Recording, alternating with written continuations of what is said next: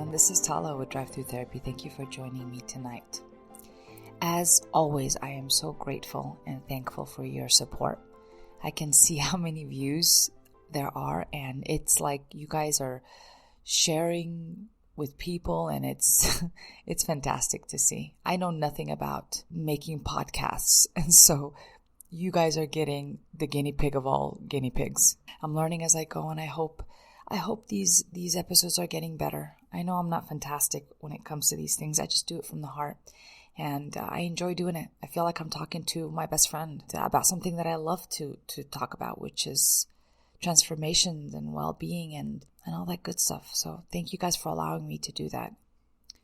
So today's episode is a dedication to a friend of mine who, when he heard the first part that I published a while back, which is called the first episode of Unbreak My Heart, and the only episode, I don't know why I just said first episode, that's interesting. He texted me right away and he said, when is the next episode of Unbreak My Heart coming out? I'm really excited. I was like, what? I was going to do a second one? So sure enough, I look in my notes, and yes, he was right. I have to do a second one because I missed out on a couple of points that we needed to make when it comes to healing a broken heart. So thank you, John, for being a wonderful reminder and also a wonderful friend who has seen the worst of me and now gets to see probably the best of me. And I'm glad that you were unconditionally supportive both ways. So thank you. Thank you for showing me love and for being a walking, talking demonstration of that. So let's get to Unbreak My Heart Part 2, where we're going to have a discussion or finish the discussion we started on how to heal heartbreak and what do we need to continue to do as we're moving towards this healing. You guys have to remember that it's a process. It takes time. And because we're human beings, we're not robots. So just a reminder to be patient and compassionate with yourself in this process, because this is something that requires intention when you're healing from a past relationship. So the first point I want to make is really something that many people prematurely try to do, which is date before they've actually healed. Let me explain why this is kind of a quick patch up to something that requires much more self-awareness, much more intentionality in healing. So the patch up job I'm talking about that we attempt to do prematurely is substitution. We substitute our old lover with a new one. Now, this is just, again, to patch up loneliness or to promote our self-esteem in a time where the self-esteem has kind of gone down. Because when we leave a relationship, the thoughts that kind of cross our mind, which are not real, but of course they're going to come, which is, am I worthy of being loved again? Am I going to find love again? Did I not do enough at this relationship? Am I not good enough to make this work? Whatever. Even if you know darn well that this other person was a cheater, a liar, I don't care. People still ask these questions in their mind, and when their self-talk sounds so nasty like that, there's no way to go but to avoidance of my own brain, avoidance of my own processing of these emotions, of this breakup, understanding it better. I just go straight to substitution, which is the major avoidance tactic that we use. So we go out, we attempt to go on dating websites or bars, get set up by friends, whatever. Too soon, my friends. There is an important lesson to be learned in every relationship that we end.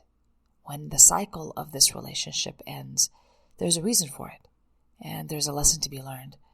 There's more improvement that has to be retweaked, I guess, or something has to be recalibrated in us to be able to choose the next partner in a much more intentional way, in a much more useful way. We don't want to keep moving from one partner to another, because what you're going to find out when you're doing that often and you're not healing from a relationship before you move on to the next one is that baggage gets dragged out. You have to deal with your baggage because it's unresolved. And next thing you know, if you've had a cheater in your past relationship, and let's say you were with a partner that was cheating and you haven't learned to heal from that, what's going to happen is that you're going to start having suspiciousness towards this new relationship. They didn't even earn that level of distrust, but yet you're going to go ahead and give it to them. Not necessary. Not necessary. There's a fear of being alone that's so ingrained in the human population that we end up doing this switch up or substitution out of fear is the best way to describe it. We do it out of fear, and there is no healing in it. Again, I didn't learn my lesson. I just took my same old baggage to the next one. And I'm wondering why I'm having really difficult relationships, why things are not working out, is because I'm just picking with the same frequency, the same little tuner that I got. I'm picking the same type of partner. I haven't changed much. You know what I mean? I might change the name of the person. I might change their hairstyle, perhaps, or their body shape. But in fact, they are very similar to the last one. They're going to continue to be similar to the last one because you have not processed what you want in a relationship, what didn't work, what you need to improve on when it comes to your gauge in choosing relationships. All of that is an important part of the healing process. And when you jump into a relationship too soon, you're not doing that stuff anymore. You're not really processing anything. You're just going to quick, immediate gratification. Nothing is really worked out.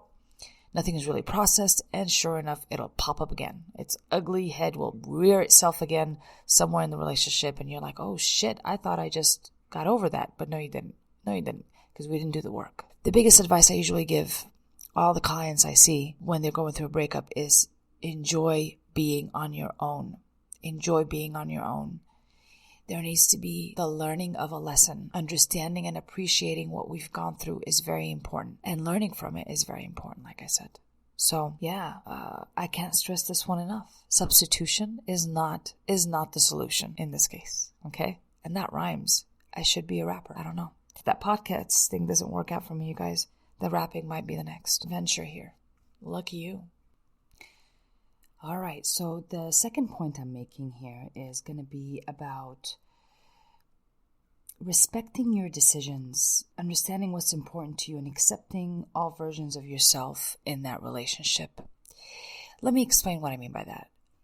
A lot of people get stuck on the idea that they were somehow a fool or stupid or naive. They're calling themselves all sorts of names for taking a risk on love.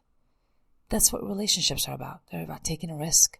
There's nothing foolish about it. I mean, it's not like you're not getting anything out of it. At one point, that relationship was exciting, was a satisfaction of some form for you. So I don't want you to hate yourself for denying the good memories. I don't want you to dislike yourself for a person who's, for example, cheated on you. Very often people say things like, I'm never going to make the same mistake again. Nobody's going to ever make me look like a fool. If you say stuff like that, please understand you're not healing. You're not healing.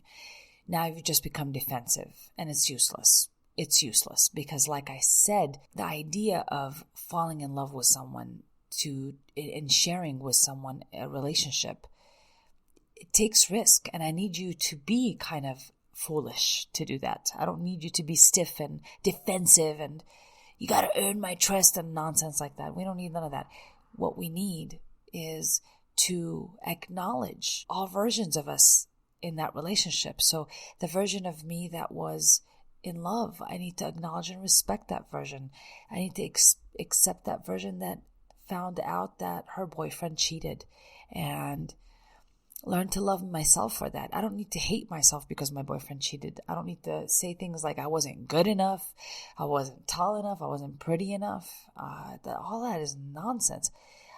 And it's kind of, it gets us to post up our defenses, and it's unnecessary because I wasn't foolish. For me to give my all in a relationship, I'm not the fool. The other person who cheated was. Why would I blame myself for what he did? For example, he or she, right? What they did, the cheating, that's not my call. I did not tell them to go out and cheat. They're the fool. They're the fool.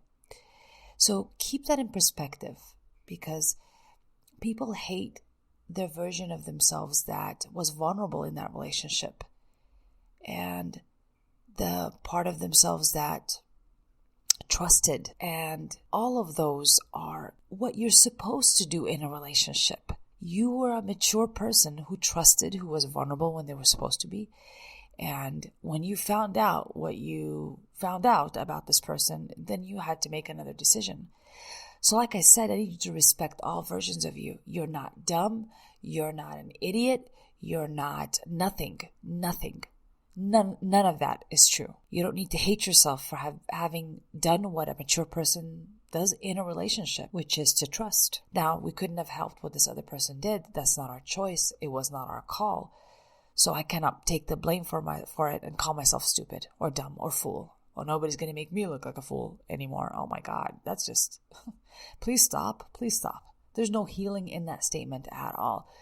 The more defenses you have after a relationship, the more you just knot yourself right up. You just keep tying little knots on you emotionally that you get stuck on, and keeps good things and good people away from you. And we don't need none of that, people. So, like all versions of you, accept them, appreciate them, respect them, learn from them. Learn to understand and love those versions of you that were in that relationship. We need to accept those things. So I hope that makes sense for you, because man, it's unbelievable how much we get stuck on that. We go back to those memories of, or those, it's not even the memory, but it's a feeling of, I'm stupid, I was a fool for trusting him. And no, you were actually the mature person in the relationship who did this wonderful thing called trust, did this wonderful thing called emotionally available, and be faithful and be vulnerable when you needed to be. Those are wonderful things. I don't want them to change. That's what gives you the biggest benefit out of love, is that vulnerability is a beautiful thing. That level of emotional availability in a relationship is a beautiful thing. That's what trust is about. So I don't want that to change. So the next point that is going to even get us closer and closer to healing is learning how to retell our story of our relationship. When we leave a relationship, we have a story, a narrative in our mind that we may tell other people. Unfortunately, we got to tell our story. We have to explain to people why we're not in that relationship anymore, and we feel the need to do so, I guess. But it's really important, and almost nobody talks about it, how you tell that story about your relationship really implies healing or not healing. And what I mean by that is, if you tell the story in the perspective that you are a victim, that you did not enjoy yourself in that relationship, you did not get anything out of it, it was just like you were held hostage, this is going to cause you more anger, more self-wounding. It's going to make it difficult to heal from this, because I am the victim and I'm retelling the story, making the story a reality. I also don't want to go to the extremes as well, as I'm not just, where one side is the victim and then on the other side, he's a tyrant and he's no good and I will survive. I will survive. Hey, hey. I don't need that kind of narration either. We don't need that storytelling. We don't need that. You did survive, which is wonderful. And learning to take the lesson from it is beautiful. And the lesson doesn't have to be the sharp prison shank-like feeling in our body. It can be something that is a beautiful lesson, something I can learn and understand my human experience with. It's not a bad idea. Not a bad idea. So again, the words that you choose, the view that you take on this relationship will really provide the healing and the support for your healing in immense ways. Telling the story like you're a victim or like you survived this and you're not stupid anymore. Your eyes are wide open, and it's just like it's just nonsense. It's just nonsense. Stop. I don't want to hear anymore. I don't hear anymore. Somewhere in the middle is even best. Telling the factual reality, and even admitting making someone else look bad is even better. It's kinder and just gentler. I feel good about it. I don't feel like I'm talking trash about someone. Even if they deserve it, I'm showing them mercy. Isn't that beautiful? I feel good. I get the bang for the buck. It's not about them. It's about me. To talk about someone in a gentle, kind way, I get the benefits from it, believe it or not. I get to respect myself, and I also get to look respectful to other people. I don't need people to feel sorry for me. So if I'm telling them a sob-ass story, I'm wanting them to feel sorry for me secretly. I don't care what you say, because some people will say, well, no, I don't want people to feel that way. Yes, you do. Yes, you do. I'm here to tell you, yes, you do. If you tell me a sob story, you want my sympathy. That's basically it. But if you respect yourself and you respect the time that you spent in that relationship, then talk about it that way. It'll heal you. It'll take you to places you've never thought you could go. Even if you don't believe it, you're actually having to work on this narrative, which in a lot of ways, making your brain function in a different way that it hasn't before. It's beautiful. You're doing yourself a favor. You're exercising your brain into a new way of looking at this relationship so it does not damage you. It doesn't bend you too much. You can bounce back. You can be resilient with it, with that narrative. Strange how words and how we talk about our world makes a difference, but it sure does. I don't want to lie to you. It sure does. So watch your language, watch your words, and show mercy. Show mercy. It's not about being a big person.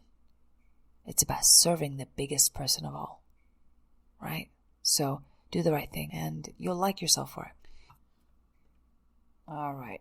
So I think this is it for all three strategies to help you with the healing process, to unbreak your heart. So just to recap, first we talked about no substitutions. If you are going to move from one relationship to another, you're going to miss the point here. You're going to miss the point or the lesson that you need to learn. And I need you to be wide awake to learn it. And when you are trampled up in another relationship too soon, you are not working and have not worked on what you needed to work on. And this has to be done kind of alone, because you're working on the relationship with you.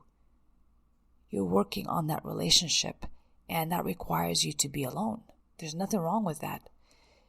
So respect that time in your life and enjoy it. Enjoy the relationship with yourself just as much as you enjoy it with another person. This way, you're not getting into relationships for the wrong reason. When you love you already, when you like you and have respected your decisions and yourself, more than likely that's what you take into the next relationship. And when you have worked on your healing, that's what you take into the next relationship. You don't dump your baggage onto somebody else and tell them to fix it. No. We work on our own stuff to resolve it. So this way we don't take it to the next. So that's no substitutions. The next point we talked about was respecting all versions of you. Learning that all versions of you in that relationship was not foolish, was not dumb. It was you, and it was all versions of you. The one that was in love, the version that trusted, the version that was vulnerable and that was emotionally available, and the version that was mature, as well as the version that found out that she's been cheated on and that she trusted somebody that was not worthy of her trust, rather than to hate myself and call myself names because somebody acted a fool and decided to cheat in a relationship and destroyed this relationship, I guess. So, yeah, don't get hung up on that Love all versions of you. That's part of the work you're doing when you're hanging out by yourself and resolving those issues and healing. There's a beauty in being alone before you get into a relationship. There's a beauty in that. And please respect that time. Don't get too anxious into getting in a relationship. There's no urgency there. Enjoy it. Enjoy that relationship with you. Love does not have any timing. There is no age group that it is defined by. There's no actual time or season that it's defined by. Love has no timing. When we are ready to meet our partner, that partner will show up. And there's no reason for you to think that I'm going to be lonely. If you exist and your uniqueness exists, so do they. So you guys are looking for each other. And in order for you to get your frequency set straight, you need to be right with you first. You need to get your own gauge right. Your own gauge tuned in the right frequency. So this way, you're not picking people out of anxiousness, out of loneliness. You're picking them because you're like, yeah, this is the guy, this is it, or this is the girl. This is who is a complement to my life. It makes sense. I look at this relationship and it makes sense. That's what we want to say. All right. So take your time. Don't rush. Enjoy all phases of your life, all versions of you. And finally, learn to retell that story in a different way. Again, in itself, that's an exercise. That is an actual action exercise that you can do that will retell the story, so you are telling the facts to yourself, that you are healing in the process, and that there's no villain and there's nobody that kept you hostage or that made you a victim. That's the point of that. If you can remove all those things I just said out of that story, you probably can make a really good story that is going to support your healing rather than your self-destruction and your self-victimization. So this is the time to end it, because we've said all we needed to say, and I hope this has helped you guys. It has certainly helped me and reinforces me in a milestone in my life. That was pretty important. So thank you so much for allowing me to do that tonight. I'm sending you love. This has been an episode of Drive-thru Therapy.